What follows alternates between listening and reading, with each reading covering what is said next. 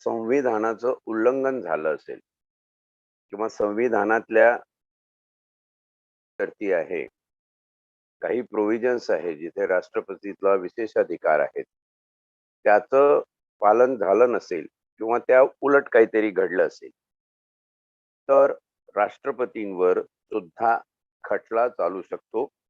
त्या खटल्याचं नाव महाभियोग, इम्पीचमेंट प्रोसिजर ज्याला आपण म्हणतो. त्याची काय पद्धत असेल, तो खटला कोण चालवेल, तो खटला कसा निर्माण होईल, त्या खटल्याचा निर्णय कोण लावेल, त्याच्याबाबतचं जे इन्व्हेस्टिगेशन आहे खटल्या आणि त्याचा तपास हे कोण करेल, खऱ्या अर्थाने घटनेचं उल्लंघन झालंय की नाही हे कोण ठरवेल, याबद्दलची एक कार्यपद्धती, प्रक्रिया, प्रोसिजर या अनुच्छेद 61 मध्ये दिलेली आहे.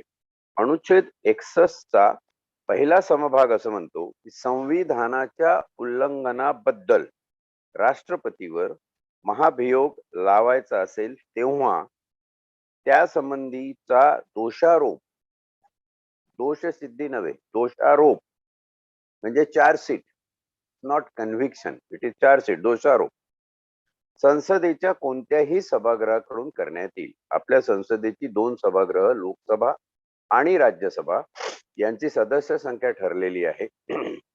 त्यांचं स्टेटस हे घटनेप्रमाणे ठरलेलं आहे आणि वरिष्ठ सभागृह म्हणून राज्यसभेला मान्यता आहे आणि सर्व लोकांच्या प्रतिनिधीचं त्याच्यात खरं भारतीय जनतेचं, we the people of India प्रतिनिधित्व पडतं, ती लोकसभा आहे. नावच तिला लोकसभा म्हटलेलं आहे.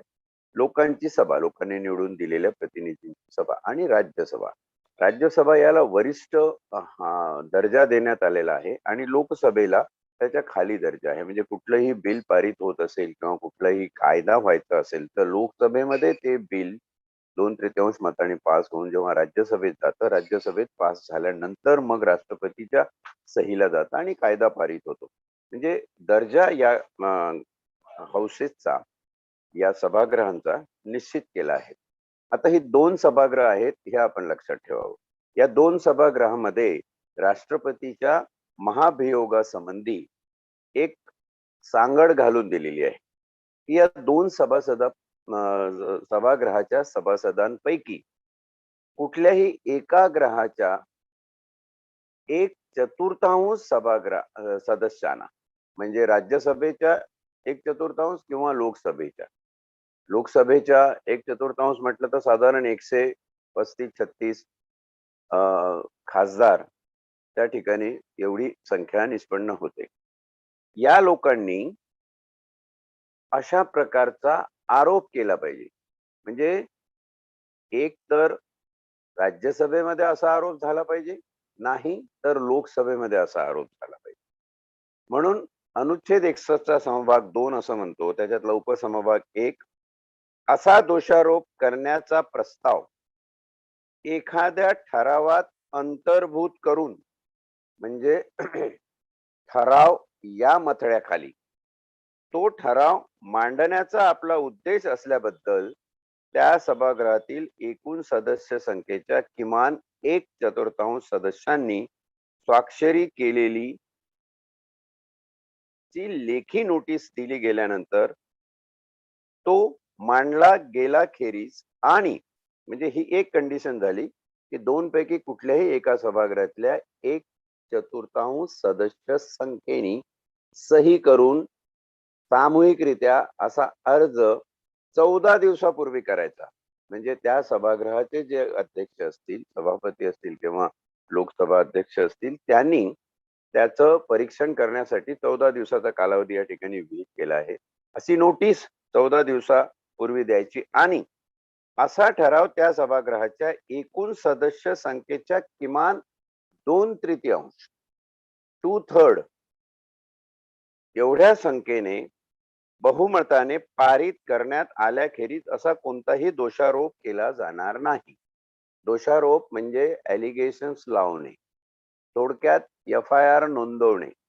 असा कुठलाही FIR किंवा तक्रारीचा ठराव राष्ट्रपती विरुद्ध केला जाणार नाही जोपर्यंत पैकी कुठल्याही एका सभागृहाच्या किमान 1/4 सदस्यांनी सही करून असा ठराव मांडला नसेल तर.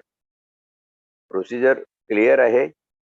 1/4 लोकांनी तो ठराव मांडला पाहिजे आणि त्या सभागृहात म्हणजे राज्यसभा असेल किंवा लोकसभा असेल 2/3 लोकांनी 75% सदस्यांनी तो कबूल केला पाहिजे. ठीक आहे, तक्रार आली आहे, त्या तक्रारीप्रमाणे आपण हा ठराव पारित करून महाभियोग प्रोसिजर चौकशीची प्रक्रिया सुरू करूया. म्हणजे तुम्ही एखाद्या पोलीस स्टेशन मध्ये फौजदाराकडे काही तक्रार घेऊन गेलात आणि फौजदारांनी ते मान्य केली की हो बरोबर आहे, हा गुन्हा घडलेला आहे, आणि मग FIR लिहिला, अशा प्रकारचं हे दोषारोपण आहे. ठेवला, दोष सिद्ध झाला नाही, दोष ठेवला. आता दोषारोपण आणि दोषसिद्धी याचही सांगड आपल्या पुढच्या समभाग 3 मध्ये अनुच्छेद 61च्या लिहिलेली आहे. ते म्हणते की संसदेच्या कोणत्याही सभागृहाकडून याप्रमाणे दोषारोप करण्यात येईल तेव्हा दुसरे सभागृह म्हणजे राज्यसभेत जर असा दोषारोप सिद्ध झाला म्हणजे 1/4 सदस्यांनी अर्ज केला आणि 2/3 सदस्यांनी तो अर्ज मान्य केला, बहुमताने सांगितलं की नाही याच्यात संविधानाबद्दलचं उल्लंघन झालेलं आहे, राष्ट्रपतीवर इम्पीचमेंट महाभियोगाची प्रक्रिया सुरू केली पाहिजे, असं जर 2/3 लोकांनी मांडलं तर त्या सभागृहाखेरीज दुसरं म्हणजे राज्यसभेत जर ही प्रक्रिया झाली असेल तर पुढचं दोषारोप चौकशीचं काम लोकसभेचं राहील आणि लोकसभेत जर अशी दोषारोप प्रक्रिया झाली असेल तर ते दोषारोपाची चौकशी करण्याचं महाभियोग ऍक्च्युअली राबवण्याचं जे काम आहे ते राज्यसभेचं असेल. म्हणजे उद्देश आहे संसदेच्या कोणत्याही सभागृहाकडून अशा प्रकारे दोषारोप करण्यात येईल तेव्हा दुसरे सभागृह त्या दोषारोपाचे अन्वेषण करील. इन्व्हेस्टिगेशन, चौकशी. चौकशी म्हणजे साधी चौकशी नाही, दिस इज इन्व्हेस्टिगेशन. म्हणजे ते सभागृह किंवा त्या सभागृहाने तयार केलेली एखादी कमिटी, ज्याला आपण सोप्या भाषेत एक पार्लमेंट कमिटी अशी समजूया, ती पार्लमेंट कमिटी त्याची चौकशी करेल. चौकशीचेही पुढचं अन्वेषण शब्द वापरलेला आहे, म्हणजे इन्व्हेस्टिगेशन. म्हणजे एखादी गोष्ट घडली की नाही घडली त्याबद्दलचा पुरावा निष्पन्न करेल. महाभियोगामध्ये आपल्याला जर कोणावर दोषारोप ठेवून त्याला दोष सिद्ध करायचं असेल तर दोष तेव्हा सिद्ध होतो जेव्हा दोषारोपणाला सदृश्य पुरावे आपल्या हाती लागतात आणि हे पुरावे मिळवण्याची जी प्रक्रिया आहे दॅट इज कॉल्ड इन्व्हेस्टिगेशन, ते आहे अन्वेषण. म्हणून अन्वेषण करील किंवा करण्याची व्यवस्था करील म्हणजे कमिटी स्थापन करील आणि राष्ट्रपती अशा अन्वेषणाच्या वेळी हजर राहण्याचा व आपली बाजू मांडण्याचा हक्क असेल. म्हणजे अशा वेळी त्यांना हजर राहून आपली बाजू आहे. ही इम्पीचमेंटची जी प्रक्रिया आहे ही थोडक्यात अमेरिकन प्रेसिडेंटच्या इम्पीचमेंट सारखी आहे. थोडासा फरक इकडे तिकडे झाला तर अमेरिकेमध्ये इम्पीचमेंटची जी प्रोसिजर होते तशीच प्रोसिजर महाभियोगाची आपल्याकडे रूढ केलेली आहे.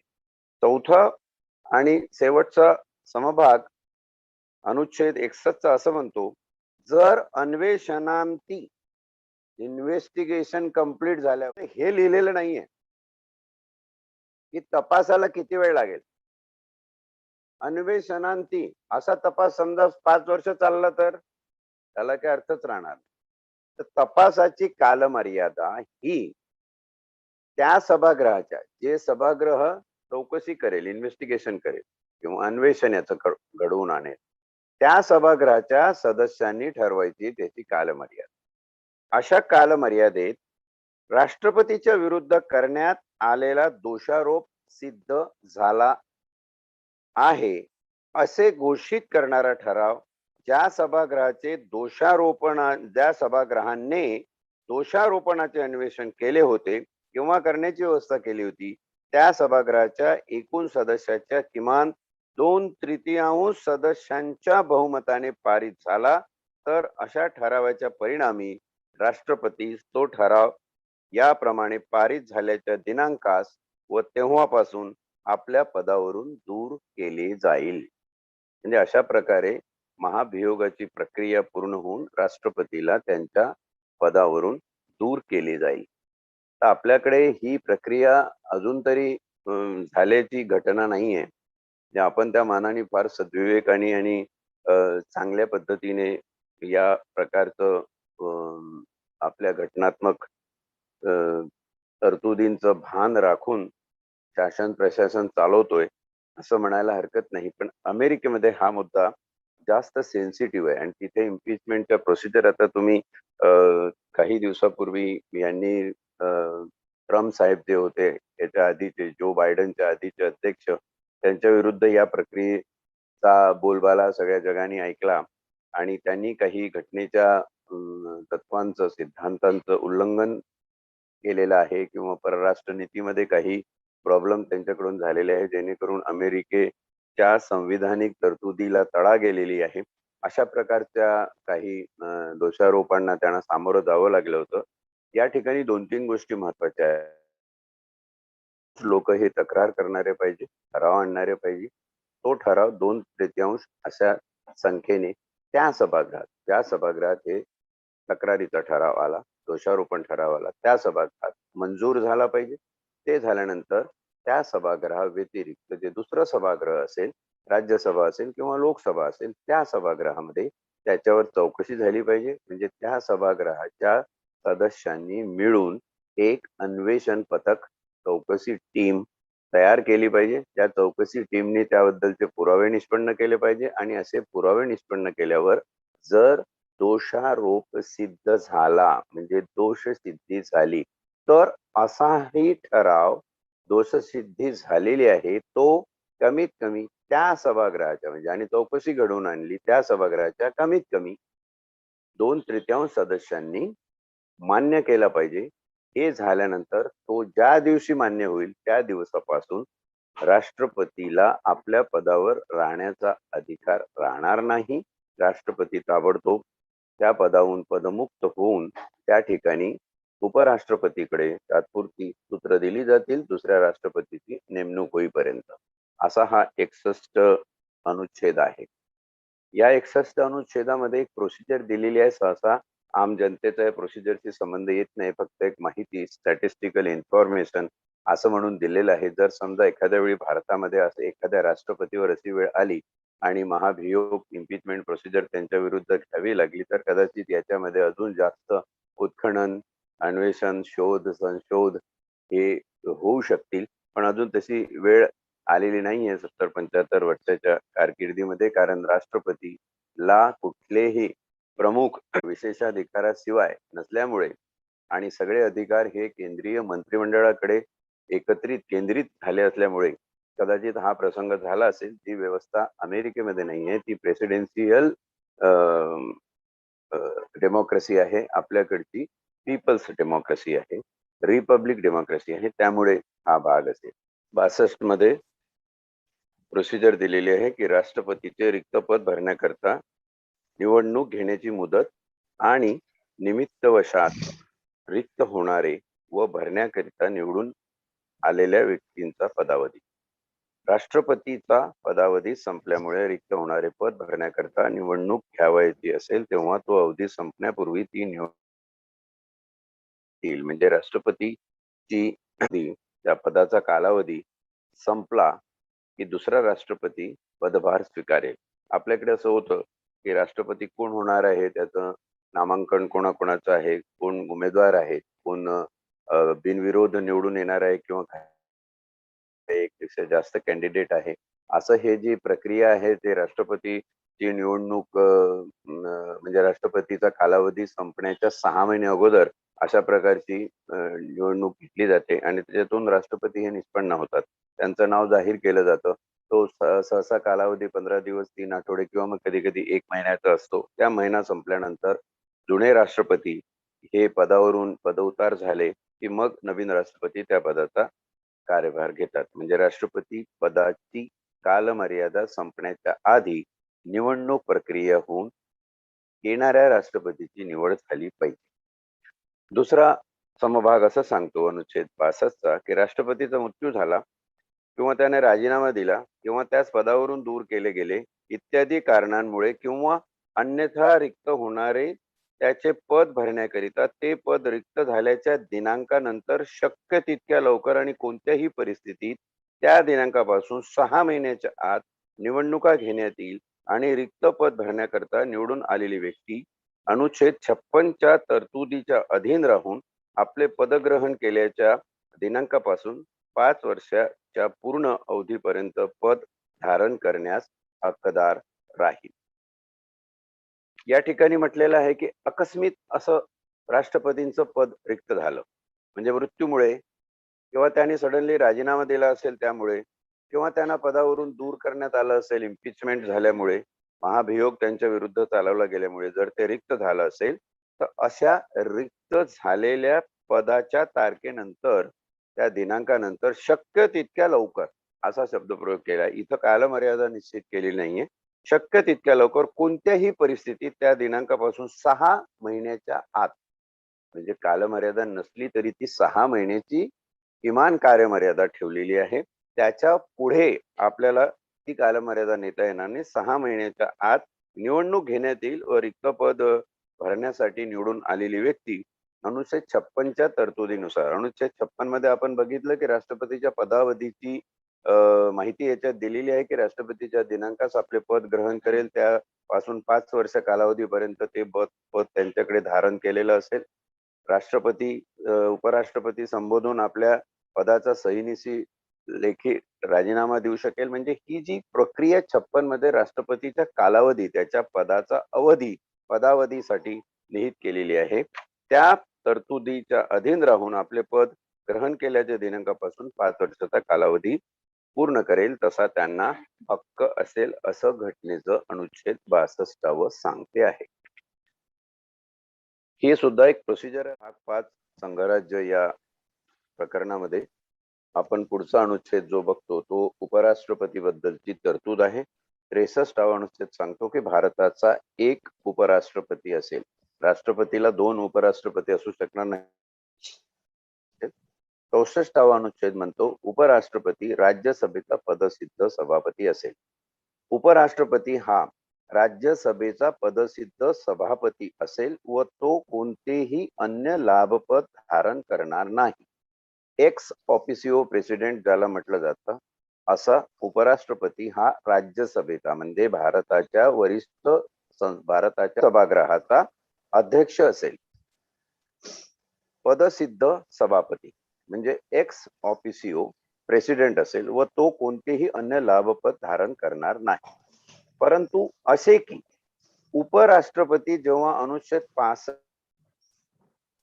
करील किंवा राष्ट्रपतीची कार्य पार पाडील तेव्हा अशा कोणत्याही कालावधीत तो राज्यसभेच्या सभापती पदाची कर्तव्ये पार पाडणार नाही आणि राज्यसभेच्या सभापतीला अनुच्छेद 97 अन्वये प्रदेय असलेले कोणतेही वेतन व भत्ता मिळण्यास हक्क.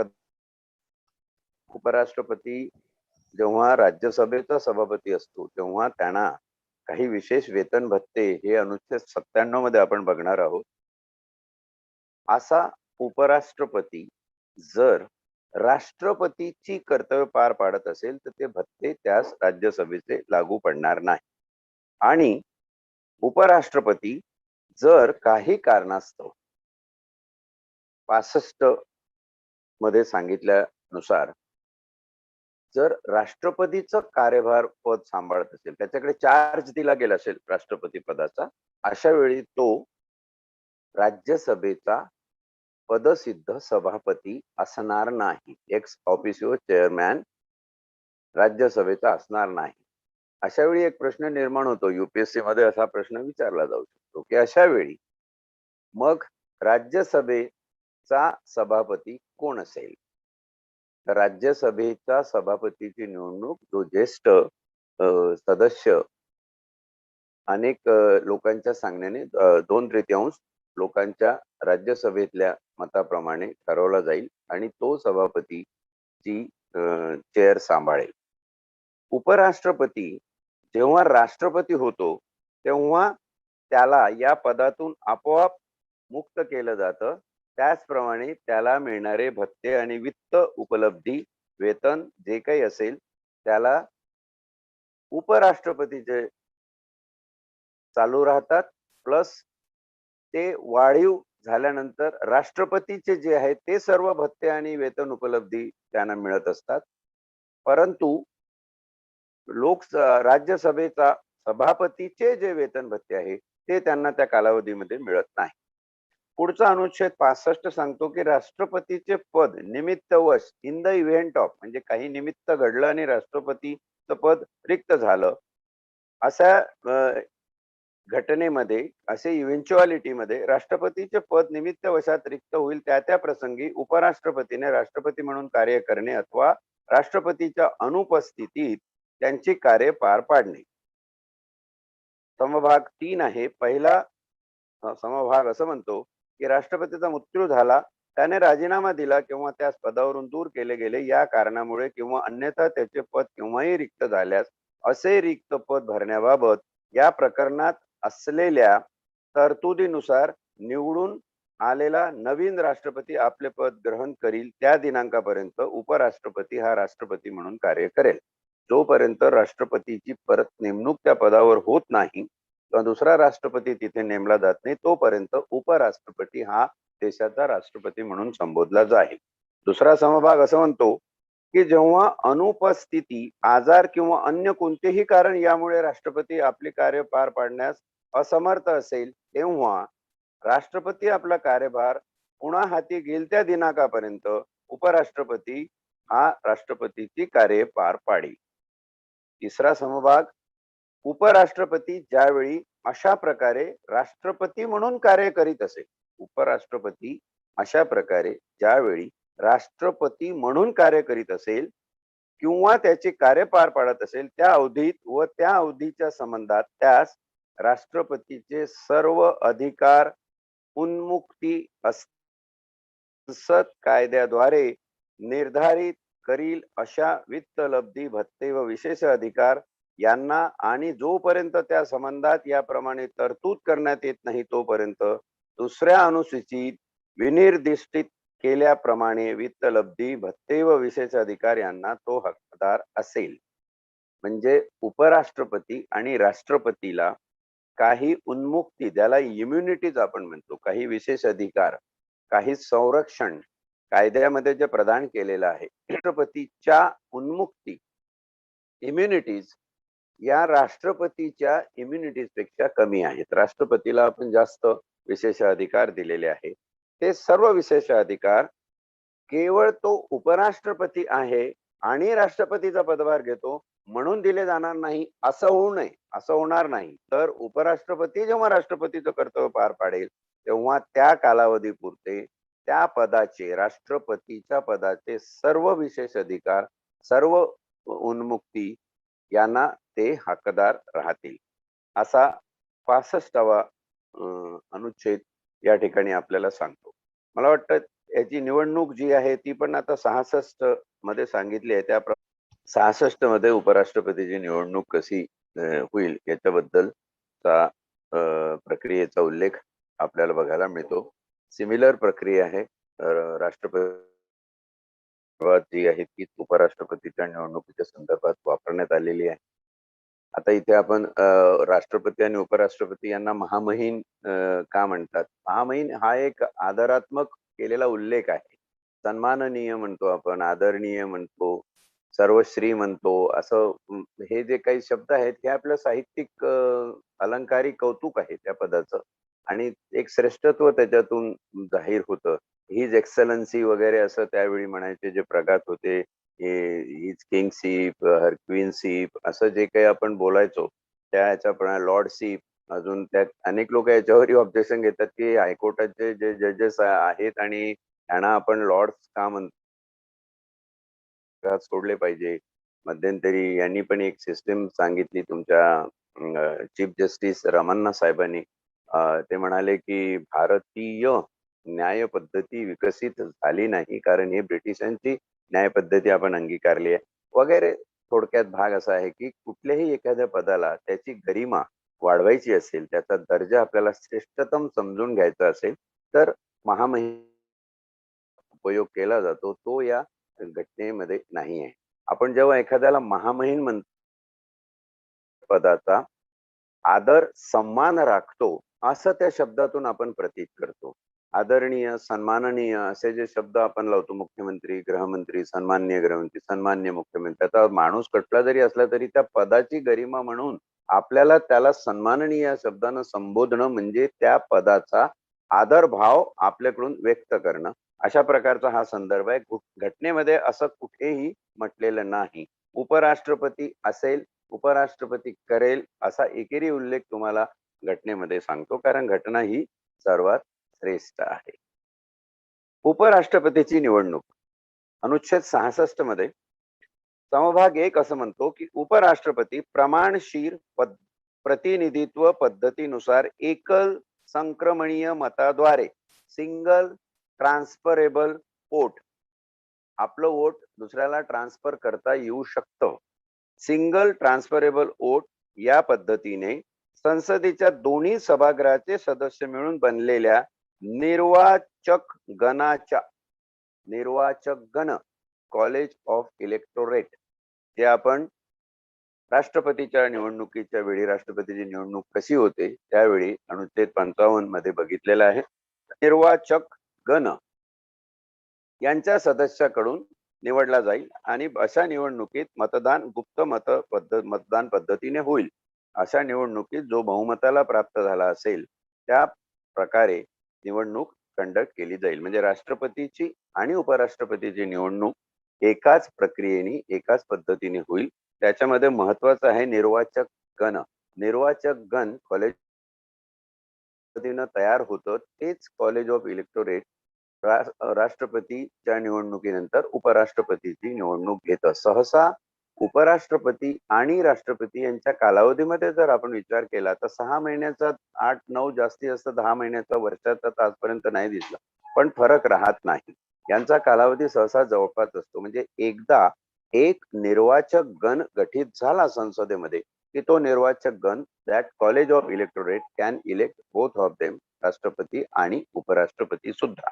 आता याच्यामध्ये निर्वाचक गणाचं कसं गठन केलं जातं हे आपण राष्ट्रपतींच्या वेळी बघितलेलं आहे की लोकसंख्येच्या प्रमाणात त्या त्या राज्याच्या विधिमंडळीय सदस्याला किती पोट असावे याचं निर्धारण झाल्यावर त्या अनुषंगाने भारतातले सगळे आमदार, सगळ्या राज्यांच्या व केंद्रशासित प्रदेशांच्या विधिमंडळाचे सदस्यांची मतसंख्या किती होते त्या मतसंख्येच्या अनुषंगाने आपण संसदेच्या सभासद म्हणजे दोन्ही सभागृहाच्या संसदेच्या सभासद संख्येने भागून जी मतसंख्या निर्धारित होते ते खासदाराला देण्याचा अधिकार असतो. या निर्वाचक गणाच्या मंडळाच्या, निर्वाचक गणमंडळ म्हटलं जातं याला, कॉलेज ऑफ इलेक्टोरल त्याच्यात. मग त्यांनी आपल्या या मताचा वापर करून एका माणसाची मतं ही दुसऱ्या माणसाकडे ट्रान्सफरेबल होऊ शकतात. ही कॅन ट्रान्सफर दॅट की माझ्या याच्या ऐवजी तुम्ही याचं मतदान करा, माझ्याकडे एवढी मतं आहे. जनरली पक्षाच्या माध्यमातून ट्रान्सफर केली जातात आणि एकंदरीत या पक्षाने एवढी मतं त्याच्यात टाकली असं निर्धारित होऊन मग तो निर्णय लागला जातो. म्हणून आपण त्याला म्हटलेलं आहे की प्रमाणशीर प्रतिनिधित्व. प्रमाणशीर प्रतिनिधित्व म्हणजे कोणाच्या प्रमाणशीर? लोकसंख्येच्या प्रमाणशीर. लोकसंख्येची प्रमाणशीरता कशी निष्पन्न केली की प्रत्येक राज्याच्या लोकसंख्येला तिथल्या विधिमंडळीय सदस्यांच्या संख्येने भागाकार करून. आणि अशा प्रकारे हे प्रमाणशीर प्रतिनिधित्व निष्पन्न झाल्यावर त्या निष्पन्नती म्हणून निर्वाचक गण निर्माण झालं आणि ते निर्वाचक गणामध्ये एकल संक्रमणीय मताद्वारे सिंगल ट्रान्सफरेबल वोट या पद्धतीने हे मतदान होऊन उपराष्ट्रपती निवडला जाईल. थोडक्यात राष्ट्रपती ज्या पद्धतीने निवडला जातो त्याच पद्धतीने उपराष्ट्रपतीची निवडणूक घेतली जाते. दुसऱ्या समभागात असं म्हटलेलं आहे की उपराष्ट्रपती संसदेच्या कोणत्याही सभागृहाचा किंवा कोणत्याही राज्याच्या विधिमंडळाच्या सभागृहाचा सदस्य असणार नाही आणि संसदेच्या कोणत्याही सभागृहाचा किंवा कोणत्याही राज्याच्या विधिमंडळाचा सभागृहाचा सदस्य उपराष्ट्रपती म्हणून निवडून आला तर तो उपराष्ट्रपती म्हणून आपले पद ग्रहण करील. त्या दिनांकास त्याने त्या सभागृहातील आपली जागा रिक्त केली असल्याचे मानण्यात येईल. म्हणजे राजीनामा जरी त्याने दिला नसेल मंत्रिपदाचा किंवा राज्यसभेच्या, लोकसभेच्या किंवा कुठल्याही राज्याच्या विधिमंडळी आमदारकीचा, तरीही तो राजीनामा झालेला आहे असं गृहीत धरण्यात येईल. थोडक्यात असं की उपराष्ट्रपतीकडे कुठलंही दुसरं पद, कुठलीही दुसरी भूषणं असणार नाहीत. मग त्याच्यासाठी क्वालिफिकेशन म्हणून समभाग 3 असं म्हणतं अनुच्छेद 66 की कोणतीही व्यक्ती जी भारताची नागरिक असेल, जिची वयोमर्यादा 35च्या वर असेल आणि राज्यसभेची सदस्य म्हणून निवडून येण्यास त्याच्याकडे क्वालिफिकेशन असल्याखेरीज उपराष्ट्रपतीच्या निवडणुकीस पात्र असणार नाही. ह्यामध्ये कुठल्या व्यक्तीचं क्वालिफिकेशन हे उपराष्ट्रपती पदासाठी योग्य आहे त्याचा निर्देश सांगितलेला आहे. समभाग 4 असं म्हणतो की एखादी व्यक्ती भारत सरकारच्या किंवा कोणत्याही राज्य सरकारच्या नियंत्रणाखाली अथवा उक्त सरकारांपैकी कोणत्याच्याही नियंत्रणाखाली असलेल्या कोणत्याही किंवा अन्य प्राधिकाऱ्याच्या नियंत्रणाखालील कोणतेही लाभपद धारण करीत असेल तर तो उपराष्ट्रपती पदाच्या निवडणुकीस पात्र असणार नाही. लाभाचं कुठलंही पद जर त्यांनी धारण केलं असेल किंवा त्याचं नामांकन त्या पदासाठी त्यांनी भरलं निवडणूक होण्याच्या आधी, त्याला ते पद मुक्त केलं पाहिजे. ते जर मुक्त केलं नसेल तर तो ऑटोमॅटिकली क्वालिफाय राहणार नाही, उपराष्ट्रपती पदाची निवडणूक लढू शकणार नाही. पण याला एक अपवाद दिलेला आहे, तो समभाग 4 अनुच्छेद 66च्या स्पष्टीकरणामध्ये निर्देशित होतो. हा अपवाद असा आहे की या अनुच्छेदाच्या प्रयोजनाकरता केवळ एखादी व्यक्ती ही संघ राज्याचा राष्ट्रपती किंवा उपराष्ट्रपती अथवा कोणत्याही राज्याचा राज्यपाल आहे अथवा संघ राज्याचा किंवा कोणत्याही राज्याचा मंत्री आहे एवढ्याच कारणाने ती एखादे लाभपद धारण करते असे मानले जाणार नाही. म्हणजे बघा, निवडणुकीसाठी अर्ज केला आणि निवडणूक होईपर्यंत तो कालावधी आहे. समजा एखादा व्यक्ती त्या कालावधीमध्ये एखाद्या राज्याचा मंत्री असेल किंवा केंद्रामध्ये मंत्री असेल किंवा केंद्रीय उपराष्ट्रपतीचा पदावधी आणि उपराष्ट्रपतीचे रिक्त पद भरण्याकरता निवडून येण्याची मुदत वगैरे जे काही साक्ष, हे सगळं रेप्लिका आहे, एक प्रकारचं परत रिपीट करणं आहे. सहसा राष्ट्रपती आणि उपराष्ट्रपती यांची निवडून येण्याची प्रक्रिया, त्यांचा पदावधी, त्यांची कार्यप्रणाली याबाबत कुठलाही फरक घटनेमध्ये तत्वातत्वी दिसत नाही. फक्त पदाचा नामनिर्देश, त्या पदाला लागू असलेल्या वित्तलब्धी, त्या पदाला लागू असलेले भत्ते, वेतन याच्यामध्ये काय तो फरक असेल. बाकी प्रक्रिया ही घटनेनी समान तत्वावर ठेवलेली आहे. ती वाटतं प्रश्न कर्त्यांनी विचारू दे नको विचारू दे की ते कंटेम्पररी ऑपरेशनल युटिलिटी मधले प्रश्न आहेत की जसं आता राज्यपालांनी ओबीसी आरक्षणाच्या याच्यावर सही केली आणि काय तो मसुदा होता, कशा प्रकारचे बदल झाले किंवा काय झालं, हे जे सद्यस्थितीत चाललेले विषय आहे, स्त्रियांवरचे वाढते अत्याचार, त्याच्यावर अनेक टीव्ही चॅनलवर आपण चर्चा करतो, डिस्कशन बघतो.